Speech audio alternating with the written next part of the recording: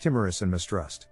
Now, when he reached the top of the hill, two men came running to meet him. The name of one was Timorous, and the other Mistrust. Christian inquired of them, "Sirs, what is the matter? You are running the wrong way." Timorous answered, "We were going to the celestial city, but, the further we go, the more dangers we meet with. Therefore we have turned around, and are going back." "Yes," said Mistrust, "for there were lions just ahead of us on the path, and we did not know if they were asleep or awake. We were terrified that they would tear us to pieces." Then Christian said, "You frighten me, but where shall I flee to be safe? If I go back to my own country, which shall be destroyed by fire and brimstone, I will certainly perish there. I shall only be safe, if I can reach the celestial city. I must venture onward. To go back is nothing but death, to go forward is fear of death, and everlasting life beyond it. Therefore, I must surely go forward." So Mistrust and Timorous ran down the hill, and Christian continued on the difficult way. Thinking of what he heard from the men, he felt in his bosom for his scroll, that he might read from it and be comforted, but he could not find it. Christian was then in great distress, and did not know what to do, for the scroll was his pass into the celestial city. Therefore, he was fearful and bewildered, not knowing what to do. At last, he remembered that he had slept at the arbor on the side of the steep hill. Falling down upon his knees, he asked God's forgiveness for his foolish act, and then went back to look for his scroll. Who can sufficiently set forth the sorrow of Christian's heart as he went back?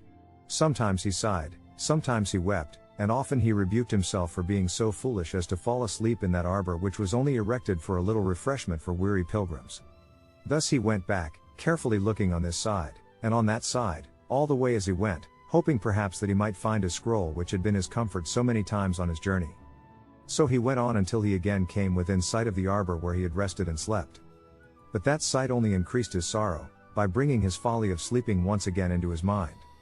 Thus he bemoaned, "Oh, what a wretched man I am, that I should sleep in the daytime, and in the midst of difficulty, that I should so indulge my flesh. For the Lord of the hill has built this arbor only for the refreshment of pilgrims. How many steps have I taken in vain?" Thus it happened to Israel, for their sin, they were sent back again by the way of the Red Sea. Just so, I am made to retrace those steps with sorrow, which I might have trod with delight, had it not been for my folly of sleeping. How much further along my way might I have been by this time, but I had to tread these steps 3 times, which I only needed to have trod but once. Yes, now I must journey in the dark of night, for the daylight is almost gone.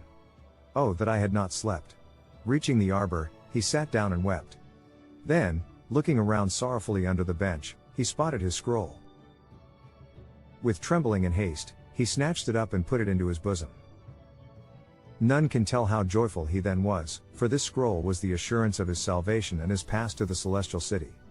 Therefore he secured it in his bosom, gave thanks to God for directing his eye to the place where it had fallen, and with joy and tears resumed his journey. Oh, how carefully now did he go up the rest of the hill! Yet, before he reached the top, the sun had gone down, and this made Christian again recall the folly of his sleeping in the arbor. Thus once more, he began to reprove himself, "Oh, you sinful sleep! Now I must journey on in the dark and hear the frightful noises of the night creatures." Just then, he remembered the report that Mistrust and Timorous warned him of, how they were frightened with the sight of the lions. Then Christian thought to himself, "These beasts roam in the night for their prey, and if I should encounter them in the dark, how could I overcome them? How could I escape from being torn to pieces?" Thus Christian went on his way. But while he was thus bemoaning his difficult situation, he lifted up his eyes, and behold, there was a very stately palace directly ahead. The name of the palace was Beautiful.